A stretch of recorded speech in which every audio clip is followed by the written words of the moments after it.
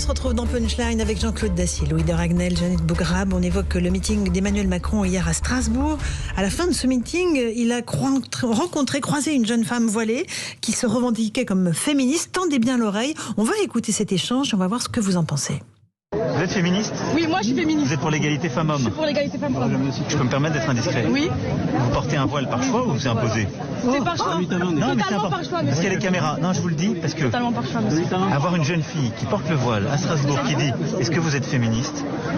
c'est la meilleure des réponses à toutes les bêtises que j'entends. Parce que de l'autre côté, il y a Madame Le Pen qui dit « Les vols seront interdits sur la place publique avec moi ». Jeannette Bougrab, est-ce que c'est un échange qui vous surprend, tout simplement? Qui me choque d'une certaine manière. Voilà, je trouvais que cet échange intervient dans un contexte particulier, c'est Strasbourg. Vous vous souvenez, il y a à peu près un an, il y avait toute la polémique avec cette grande mosquée, le financement de la municipalité, la radicalisation et on sait très bien qu'il y a des poches de radicalisme religieux à Strasbourg. Je n'ai pas envie de rappeler les attentats du marché de Noël qui a coûté la vie à plusieurs personnes, et d'expliquer que féminisme et porter un voile, mais c'est un peu la tendance qu'il y a, c'est formidable quand on connaît le contexte international dans des pays comme l'Afghanistan ou l'Iran, où la première chose quand les intégristes, les islamistes arrivent au pouvoir, c'est d'imposer aux femmes de porter le voile, ou même d'effacer le visage des femmes, comme on l'a vu en Afghanistan. C'est les interdire d'aller à l'école. C'est d'avoir cette maîtrise, cette main mise sur le corps et le libre arbitre des femmes. Alors évidemment, cette femme peut le dire, parce qu'on a en France un état de droit, vous avez la liberté de faire, et qu'ils se réjouissent de ça, après les discours qu'il a tenus sur la nécessité de la question, il y a même de républicaine, en fait, d'égalité. Moi, de dire que l'égalité et le voile, ça va ensemble, je n'y crois pas. Voilà. Il suffit de regarder ce qui se passe ailleurs. Jean-Claude Dacier. Une position quasi mélenchonienne. Mais oui, mais tout à fait. Est-ce un hasard? Ah, ça, je ne sais pas. Mon regard. Je ne sais pas, mais c'est vrai que c'est un dialogue étrange pour un homme, Macron, dont on peut espérer quand même, et je crois que c'est le cas, c'est un pourfendeur de l'islamisme qui met les femmes dans les situations qu'on connaît. D'à rappeler l'Afghanistan et autres, c'est insupportable. Bon, alors, en France, la grande différence, c'est qu'on peut mettre une voile, le voile, et on peut le retirer. Non, mais c'est pas vrai non plus. C'est pas vrai non plus, parce que je citais. Il y a évidemment, vous êtes trop jeune. Le mouvement Ni pute ni soumise a été né parce qu'il y a eu cette petite jeune fille qui a été brûlée dans un local poubelle parce qu'elle était trop libre. On a déjà oublié la petite Shaina qui a été tuée. Donc on sait très bien ce qui s'est passé dans le 18e, où des femmes ne peuvent pas aller dans l'espace public, et on explique. Je me suis mal fait comprendre. On est parfaitement d'accord, et c'est pour ça que je ne comprends pas la position du président, qui devrait être un homme qui condamne ce genre de prestations au nom de la défense minimum des femmes. Et de l'égalité. Et de l'égalité.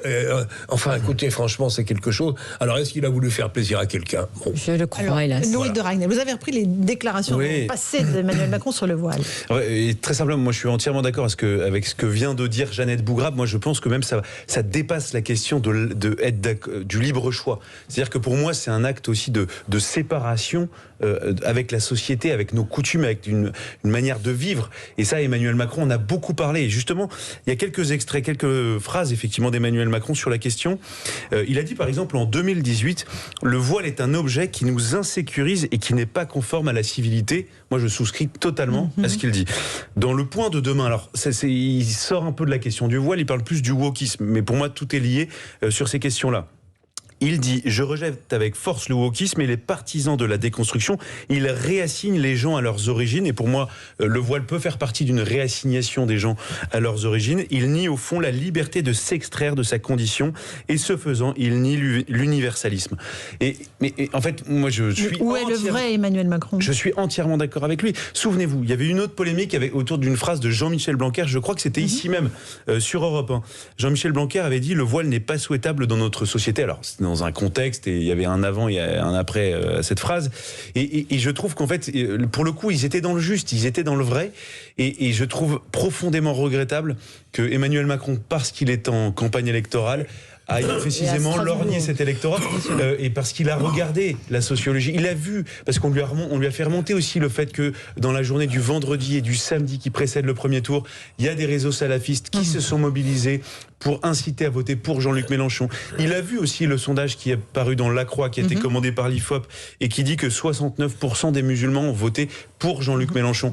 Et je trouve que le rôle même du président sortant, même pas du candidat, là c'est le rôle du président sortant, qui est de maintenir, de garantir des équilibres, d'intégration dans la société, du rapport aux religions, même du principe de l'assimilation.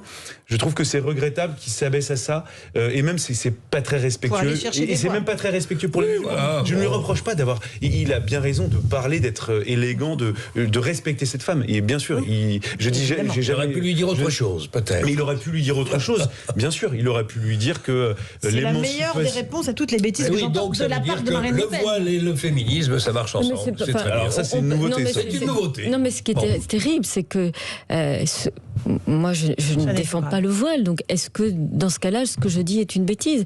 Est-ce que le fait de défendre, vous savez, ces femmes iraniennes qui sont dans des geôles dans la prison d'Evin en Iran parce qu'elles défendent, je pense à cette avocate qui a été jetée en prison parce qu'elle défendait des jeunes filles qui enlevaient le voile, est-ce qu'elles font des bêtises? Enfin, c'est complètement aberrant. Et c'est Emmanuel une injure Macron, par rapport aux femmes qui vivent en Afghanistan au moment de la chute de Kaboul, je me souviens très bien de ses propos où il avait expliqué le rôle de la France de protéger, d'aider ces femmes qui sont contraintes de porter le voile. Alors, il joue sur le fait qu'elles sont contraintes et que là, cette femme manifestement dit choisir. Mais je trouve qu'il y a une ambiguïté qui est difficilement entendable.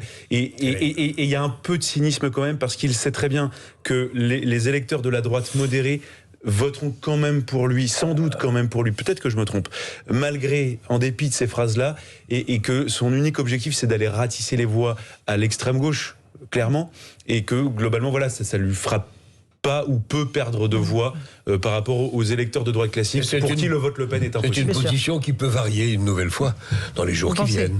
J'en sais rien, on verra bien. Moi, je trouve que c'est...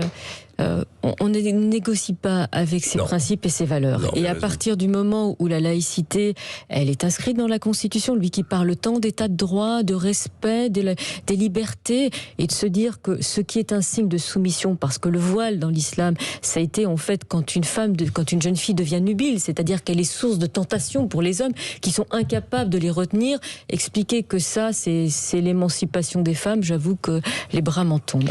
Louis, alors, dans la campagne électorale, il y a eu un peu moins de terrain aujourd'hui. Hier, il y avait beaucoup de déplacements de terrain. Qu'est-ce qui va se passer là dans les 2 prochains jours pour les 2 candidats? Eh bien, ça repart demain, puisque Emmanuel Macron va au Havre pour parler d'écologie, parce que c'est toujours dans cette logique de parler aux électeurs de gauche et aux écologistes.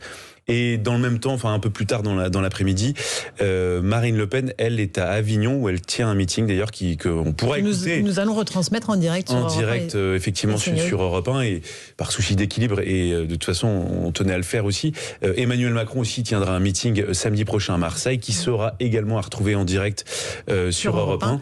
Et après, la semaine prochaine, il n'y aura pas de meeting ou il y en aura moins? Alors, en fait, la campagne s'adapte vraiment. Débat. C'est vraiment au jour le jour. Alors, il y a le débat, effectivement, qui a lieu le 20 avril prochain.